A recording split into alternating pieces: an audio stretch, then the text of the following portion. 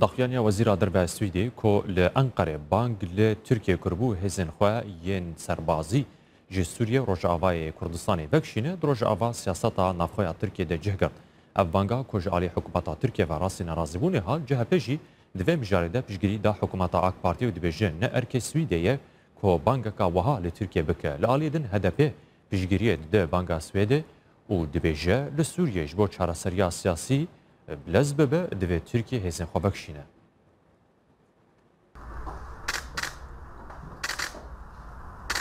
افدمكيا لتركيا ولجيهاني داخويانيين وزير دربايا سويدي انلينده كل انقره دجبينا روجنامهگريا هفار يالگل وزير دربايا تركيا مولود چاوشولدا انبو زمان ويا جي نقاشو گنگشيان لیندی دسردان خویا انقره دا لسر ناوی سویده بانگا وکشاندن هزین لشکری ین ترکیه جه سوریه و روژاوای کردستان کربو. لیبلی اف بانگ جالی چوشولو و راستی برتک و نرازی بونان هات بو. پشتی بانگا کو وک بانگ و داخوازا یکتی اوروپای هات نرخاندن دا. ترکیه لشکرین خوش خالد عبدیریه یا موریکا ادلبه وکشاند و امجار زیدتر هات روژاوا مدیای جهانی.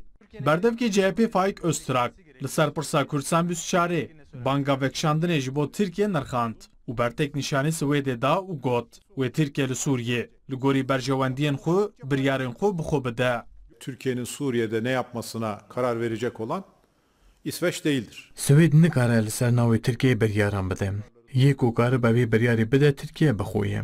Wê Tirkiye li Sûriyeyê li gorî berjewendiyên xwe biryarên xwe bide. Lêberê deselat polîtîkaya derve bi aqilane nameşîne û dike mijara siyaseta navxweyî.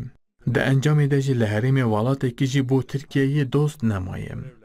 Cîgir Efseroka HDP û endama Komisyona Derveya Parlamentoyê Tülay Hatimoğulları didezanîn. Ji bo çareseriya siyasî li Sûriyê divê Tirkiye hêzên xwe yên leşkerî vekişîne. Suriye'den geri çekilme konusunda yapmış olduğu çağrıyı çok yerinde bir çağrı olarak görüyoruz.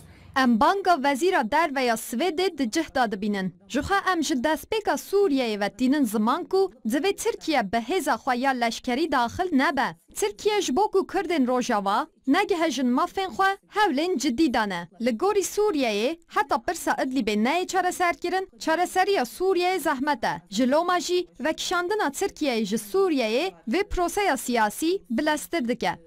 Türkiye li Sûriyê yekem car di tebaxa 2016 da operasyoneka serbazî ya bi navê Mertala Feratê dabû destpêkirin û kontrola heremên Elbab, Cerablus û Ezezê bi dest xistibû. Piştê wê jî di çileya 2018 da di encama operasyona bi navê Tevgera Çilqê Zeytûnê da Efrîna bajarê Rojavayê Kurdistanê bi dest xistibû. Herî dawî Tirkiye di cotmeya 2019 da operasyona bi navê Tevgera Kaniya Aştiyê pêkanî bû. û li gel opozisyona çekdar ya Sûriyê kontrola bajarên Serêkanî û Girêspî ya Rojava bi dest xistibû. Omer Sönmez, Kurdistan 24, Ankara.